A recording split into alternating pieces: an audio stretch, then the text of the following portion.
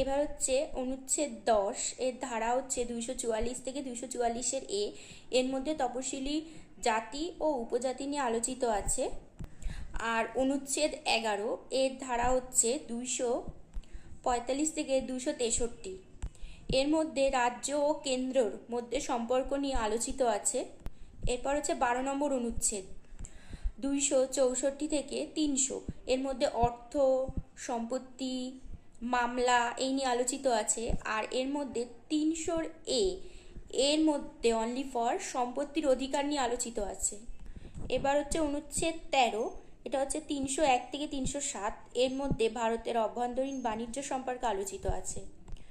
এরপর হচ্ছে অনুচ্ছেদ 14, 308 থেকে 323, এর মধ্যে কেন্দ্র ও রাজ্যের বিভিন্ন যে চাকরিগুলো তার সম্পর্কে আলোচিত আছে। এই 14-র পার্ট অর্থাৎ 323-এর পার্টে কেন্দ্রের চাকরি অর্থাৎ ইউপিএসসি সম্পর্কে আলোচিত আছে। আর 323-এর অর্থাৎ রাজ্য এসপিএসসি অর্থাৎ রাজ্য পাবলিক সার্ভিস কমিশন সম্পর্কে আলোচিত আছে। 15 নম্বর ধারা 324 থেকে 329 নির্বাচন কমিশন সম্পর্কে আলোচিত আছে। 16 নম্বর ধারা 340 থেকে 342 কিছু সম্প্রদায়ের জন্য বিশেষ সুবিধার কথা বলা আছে। এরপর হচ্ছে অনুচ্ছেদ 17, 343 থেকে 351 নম্বর ধারা, এখানে সরকারি ভাষার কথা বলা আছে। 18 নম্বর ধারা 352 থেকে 360, এখানে জরুরি অবস্থার কথা বলা হয়েছে অর্থাৎ এমার্জেন্সি কন্ডিশন। এরপর হচ্ছে 19 নম্বর অনুচ্ছেদ, এটা হচ্ছে 361 থেকে 367 বিবিধ বিষয় সম্পর্কে আলোচিত আছে।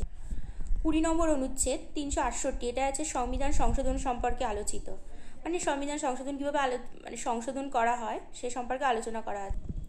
এরপর 21 নম্বর ধারা 369 থেকে 392 অস্থায়ী রাজ্যের বিশেষ মর্যাদা দান এই সম্পর্কে আলোচনা করা আছে।